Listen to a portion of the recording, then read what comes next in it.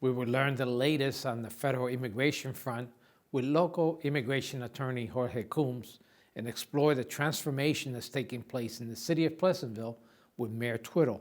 It's so here on the next Latino Motion. Join us.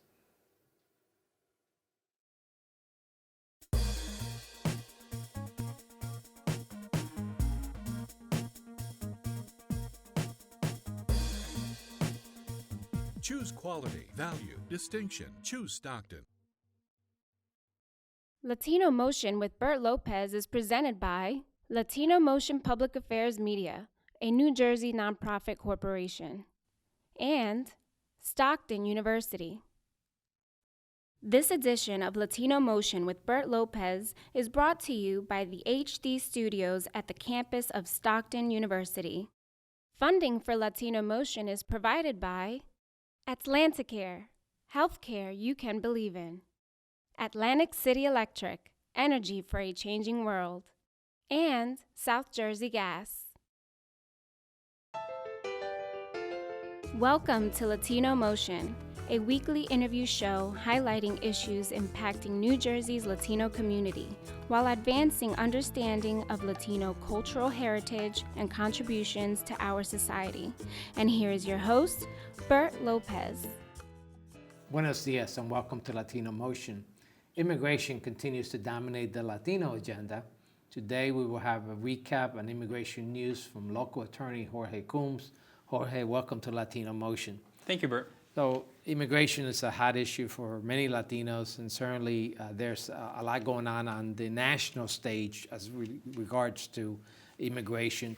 Give us a little bit of recap where we stand, and actually we want to cover a little bit about where the front runners and for president, where they stand. But let's 2016 is looming, and among the front runners, Donald Trump, we have Hillary Clinton, we have Jeb Bush, at least in the polls right now. And I know it's early days yet, but there's been a lot of interesting stuff from all of those camps, particularly, as you know, Donald Trump. Donald has really ignited the Latino passion over this issue. And if you look in social media, he's really elevated the discussion on Latino participation. So I think he's kind of rallied up a lot of Latinos. Yeah, in terms of taking a Donald's stand. position seems to be, and these are his words, not mine, he wants to essentially remove or deport all 11 million undocumented individuals in this country, regardless of their background.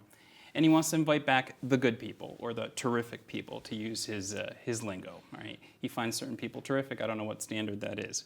In any case, he also wants to build essentially a 2,000-mile wall along the border with Mexico. He's very good at building things. He likes building things. I think that's attractive to him. But as part of that initiative, he also wants Mexico to partially fund it. And depending on who you talk to, you're looking at $200 to $600 billion to build this wall. You're looking at about between $20,000 and maybe $50,000 per undocumented individual. And he would like Mexico to get about he wants about $100,000 from Mexico per head. Wow. So he wants to make money on it. Wow, very, very interesting stand. And like I said, it's really ignited the Latino community. Tell me a little bit about the other individuals in the race. We seem to forget about those, Sure. But they do have a stand, and they have taken a reasonable stand for the most part.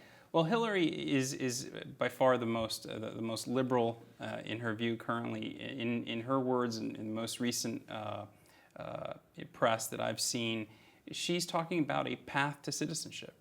Regardless of the nomenclature, she's saying path to citizenship. She's not stopping it short. And what she's doing is she's calling the front runners to task, and actually the entire GOP slate, that they don't want to go that whole way. And in fact, talking about Jeb Bush, she's trying to slam him, saying that he's talking about what's called earned legal status. And you've been around the immigration game long enough now, and you know that these catchphrases and different terms are being thrown out there. He's looking for something in between, a path to legal status, and maybe eventually someday citizenship. She's talking much more progressively, much more towards her base. She's igniting the passions within her voters.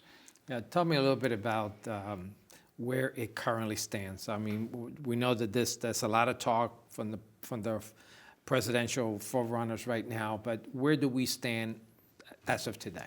As of today, there hasn't been a substantial change. As you know, the president's executive orders are mired in the courts. I think they're going to be mired till well past the election. At that point, he won't be the executive. The future of those executive orders is severely in doubt. And with programs that have been successful, such as the Deferred Action for Childhood Arrivals, DACA for short, or otherwise known as the program that benefits the Dreamers, those class of individuals who entered the United States as minors against their will. They followed their parents here.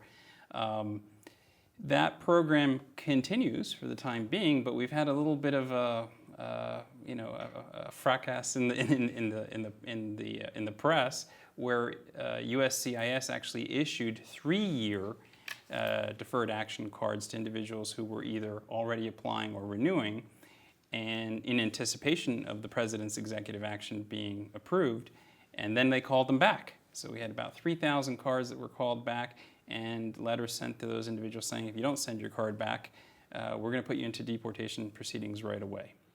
Overall, though, that program's still successful.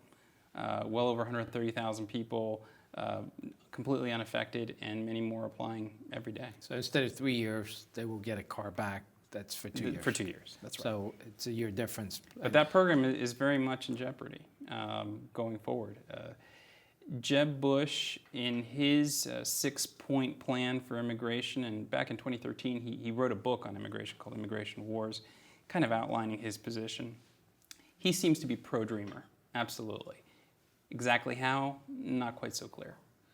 Now, obviously, those individuals who were anticipating going forward with some sort of status because they have been here for a long period of time and perhaps had children who are U.S. citizens, they're still in limbo, correct? That program is the one that is most in danger of not getting any sort of approval.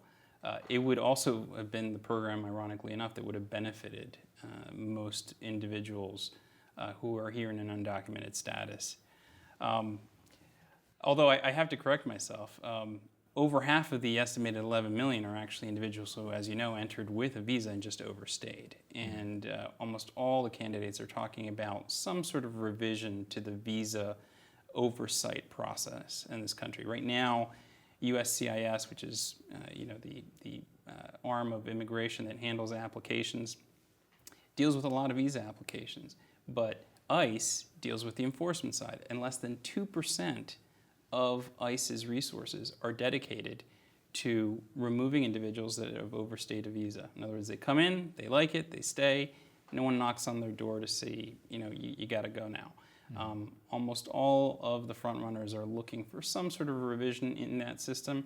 And with technology advancing so quickly, I'm not talking drones over their houses here, but maybe microchips in the visas, Right. or some other technology, some other measures to monitor them more accurately. I think that's going to be part of whatever immigration reform comes down the pike. Now, there was a lot of talk about being prepared because the president's executive order was to take effect.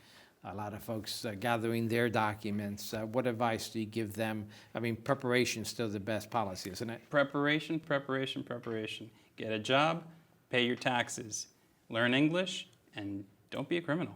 Those are the keys. If you can set up other routes in the United States for good reasons, have a child, get married, employ somebody, those things also help, but not as much. And obviously, learning the English part. I mean, that seems to be a requirement. I think that's going to be a part requirement of any program going forward. It is a requirement for citizenship, and it will stay a requirement for citizenship. Well, Jorge, that's useful information. Again, now you're with what's your law firm and what's the phone number? Youngblood, Franklin, Sampoli, and Coombs. And Coombs. And our main telephone number is 609-601-6600, and we're located in Linwood, New Jersey. Well, thank you for sharing this information with No our problem. audience. And we're going to take a quick break. We'll be right back with more Latino Motion.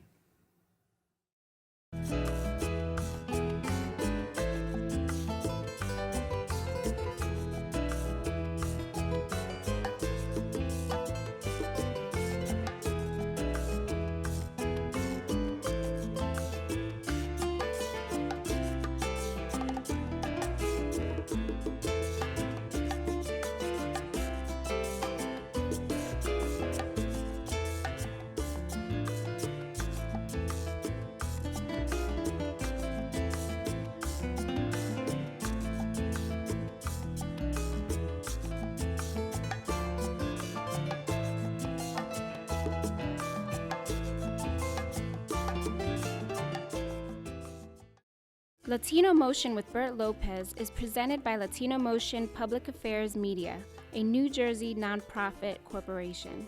Join us online at www.latinomotion.tv. Find us on YouTube, Facebook, and Twitter. We encourage your comments and contributions for show topics.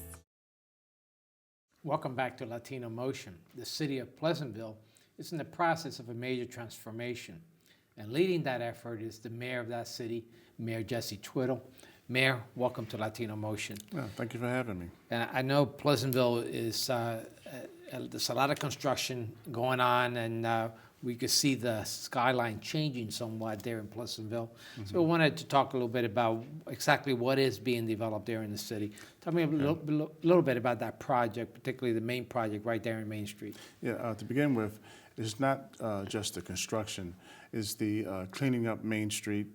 We have design criteria where the windows should look uniform and clean and be able to see through. We have major drug busts on Main Street. This is all the things that we're doing in preparation of our city center project. We have RPM developer who we hand selected by way of going up to North Jersey and seeing some of the oldest buildings that they erected, and was very impressed. So we chose them as the developer. The project is, the first phase is called Block 85. You have from Main Street, from Washington Avenue to Milan, and that's going to be 18,000 square feet of retail business. Above that will be 65 apartments. It's going to be 80% affordable, 20% market. And that building will be called Main Street City Center, and it'll say RPM, an RPM community. On Milan Avenue, that's going to be 65 units, and right now we have 85% occupancy. Main Street we have 45%, I'm sorry, and we still have over 800 applications. So we're very proud of that building. So essentially, the whole development is going to have store fronts facing Main Street. Yes, just Main Street. Just on Main Street would be the retail portion of it. Then above and back, we see all the rest of the building, which is basically all housing units. Right. And so this is not your projects. These are not your typical low housing income. Tell me a little bit about what they could expect inside these buildings, Yes. these apartments. These apartments are something you have to see to believe. It's the stainless steel appliances, hardwood floor. They have a community room, library with computers, flat screen TVs. It's really impressive to see the library for the kids, the books and so forth that they'll be using. The market rate units will have granite tops, and they have their own washing machine and dryer. Now, you mentioned some of the prep work that you've been doing, obviously, to make this not just a beautiful new site, but also to clean up the neighborhood, if you will, to make sure that it attracts the residents as well as the businesses. And with all the things that are happening right now as far as the economy, you still think you're going to get a good amount of response in terms of the units and also the storefronts? Yeah, we feel very comfortable about that. About several months ago, myself, code enforcement, chief of police, and one council member, we walked up and down Main Street for a number of hours, talking to the residents, letting them know that we're there for them. I'm in the process of putting the ordinance together to develop an advisory board. And that way, people can be more involved in making decisions in Pleasantville. And it seems to be a lot of interest of people who live in Atlantic City because of taxes, not just the residents. You have businesses that are interested in coming over here because of the high taxes in Atlantic City. And Pleasantville is just a few miles away from Atlantic City. I do recall at one point in time in the inlet, before the casino industry, was Little San Juan, basically, in Atlantic City. And when the casinos came, there was a mass exodus of Latinos that went to Pleasantville. In fact, right now you stand at about 40% Latino population in Pleasantville. Is that correct? Yeah, that range is anywhere between 40 to 50%. It's in that range. So if someone's interested in perhaps applying for the the housing that's now going to be available there in Pleasantville, what would they need to do? There's a trailer on site. There's a telephone number as well. You can go on site. I don't have the website, but there's a trailer on site with the telephone number. You can call and. We'll make sure to put it up on the screen, but Yeah. go ahead. Okay, you can call that number, and they'll ask you to submit an application. All right, so basically, it's just an application process, and it's competitive. How are people selected? They're very select in their tenants. They do background checks, credit checks, and so forth and all. And what's really good about it, the reason why they're able to maintain high quality building is because they have a manager that lives in the building. As far as the affordable units, is there an income criteria? How would these individuals get qualified? No, it's not. There's no income. It's not income restricted or age restricted. It's affordable and market rate. Market rate. Again, so we'll be able to get that website and phone number up on the screen. We mentioned about the large Latino population. Are you doing anything special to make sure the Latino community knows about this? I know this is the purpose of you being here on the show, but other things that you're doing to make sure the word gets out. Well, we just recently received a $460,000 grant to do what they call a streetscape project that runs from Black Horse Pike on Main Street to Ansley Boulevard. In that area, you have the Mambo Cafe and you have La Concepta Supermarket. That area is Decatur Avenue and Main Street, which is highly populated by the Latino population. We have had several meetings there, economic development meetings. I've had my Mayor's Association meetings there. So we really have a high involvement with the Latino population. I want to continue that discussion. My good friend Jose Marin, who happens to own the Mambo Cafe in La Concepta, is very active in the community. Yes, he is. And hopefully a lot of businesses, a lot of Latino businesses and regular businesses could benefit from what's going on in the city. Yes. We're going to take a quick break. We're going to continue the discussion. We'll be right back with more Latino Motion. Latino Motion with Bert Lopez is presented by Latino Motion Public Affairs Media, a New Jersey nonprofit corporation. Join us online at www.latinomotion.tv. Find us on YouTube, Facebook, and Twitter. We encourage your comments and contributions for show topics. Welcome back to Latino Motion. We continue our discussion on the transformation of the city of Pleasantville with Mayor Jesse Twiddle. Mayor, we were talking about some of the great things that are happening. We talked about the community center, or actually city center, that is going to be available for housing as well as retail space. But you also have quite a number of other things that are taking place. Tell me a little bit about some of the other events and activities that you have in mind. We have what we call Bayview Summer Series. We sat back and we said, we need to make Pleasantville a destination, some kind of attraction for people to come here, and to get people to see some of the things we have to offer. Summers Point, they have the Bay Fest every summer. Atlantic City has their concerts. So we said we needed to do something. So we put together what we call a Bayview Summer Series. The first event that we had was June 20th, and we had the Sunset wine tasting at the marina. We had a jazz band, we had tents. It was just something you had to see. We encouraged everyone to wear white. We had over 400 in attendance. And some of the people that lived in Pleasantville had never been back to at that marina. They never even knew the marina existed. Now, is this the area where the old high school used to be? Yes, but this is off of Bayview Avenue, all the way back where the marina is located, where we have our slips. Right. And this is all from the old high school. In fact, when the people arrived, we was able to shuttle them from the old Jokers football field by way of a bus to the marina. And it was such a success that people were just talking. I mean, they're still talking about it because they, like I said, they had no idea there was a marina back there. And we have the state-of-the-art marina with the slips and electric, the water, you name it. We just completed the construction from the Sandy storm that we had. So that was the first event, and that was June 20th. Very proud of it. The second event, the second and third event are both combined now. The second would be the Mayor's Barbecue Cook-Off. You know, everyone thinks they can cook the best barbecue ribs. So it was just barbecue ribs. And so I said, you know, okay, if you think you can cook ribs, then we're going to have a mayor's barbecue cook-off. It's $25 entry fee, which you have to only cook maybe 2 or 3 slabs of ribs, because the ribs are just for the judges. We're going to have 5 judges. Right. And the prize will be $500 prize, a trophy with your name on it, a huge trophy that we'll keep in City Hall, and bragging rights, which is the most important award. And you don't have to be a resident of Pleasantville No, to participate. anybody. You don't have to. You're going to be professional. You know, just an average Joe barbecue rib cooker. And we encourage everyone to participate. We have judges and so forth. And we combine that August the 22nd with our Endless Summer Carnival, which we had when I believe was back in 2006. And we had thousands of people. We had close to 5,000 people.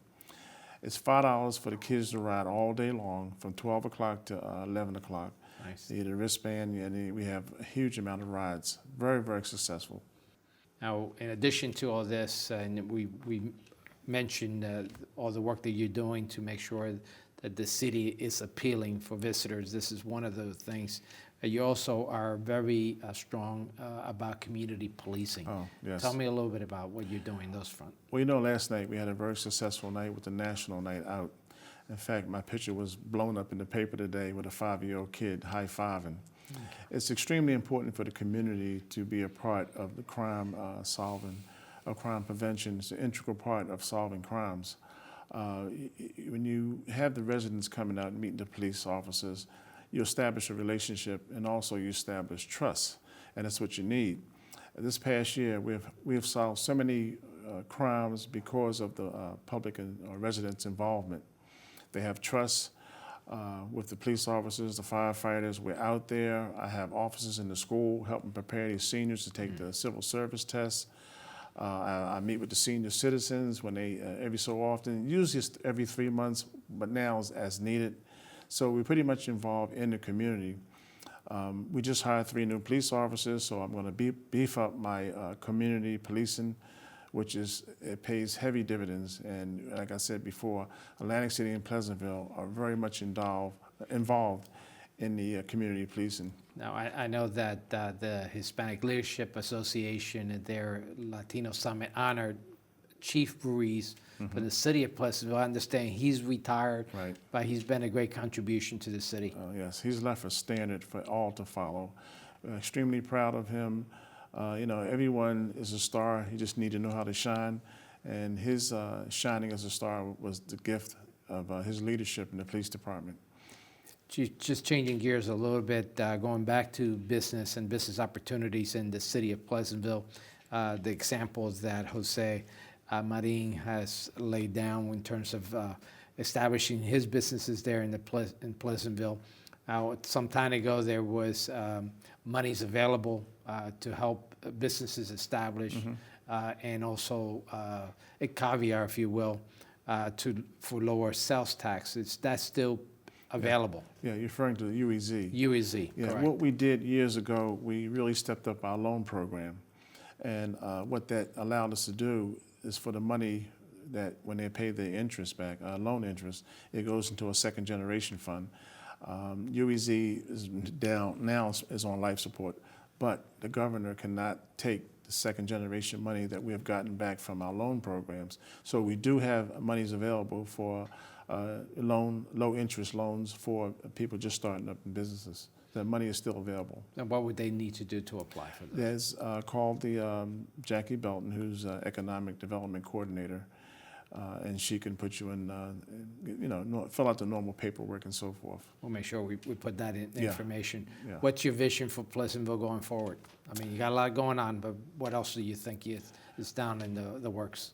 A safe community, clean streets, stability, and growth. Oh, very important, obviously, for Extremely important. to improve the quality of life for all the residents there in Pleasantville. People have to, every time I get an opportunity to champion Pleasantville, I want to take that opportunity because there's a lot of potential. There's a lot of propensity for Pleasantville to grow. And I know you've been reaching out to the community, Latino community particularly, to be more involved in their local government. What would they need to do if they wanted to be involved with any boards or any committees with you in the city of Pleasantville? Well, once a month, the first Monday of the month, I have Meet the Mayor. I want to be very transparent. I have friends like Dr. Lopez. No, that's you. Not Dr. Lopez. I'm not a doctor yet. No, you're getting there. But I've met with several Latino organizations Right. to stay in touch and see what their needs are. We built 2 soccer fields, Great. one on Walnut Avenue and one on Park Avenue. Fernwood Avenue. Well, Mayor, thank you for joining us. Unfortunately, this is all the time we have. I'm sure we'll Okay. continue talking. Thanks for joining us here. Thank you and for thanks having for me. joining us at home once again here on Latino Motion.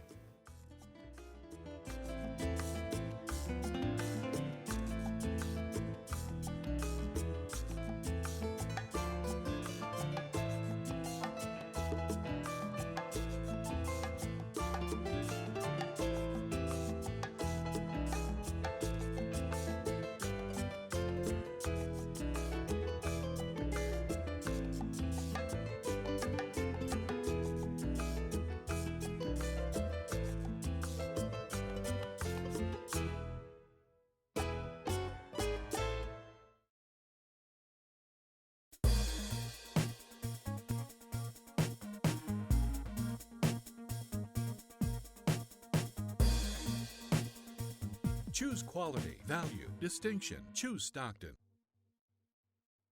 Funding for Latino Motion is provided by Atlanticare, healthcare you can believe in. Atlantic City Electric, energy for a changing world. And South Jersey Gas.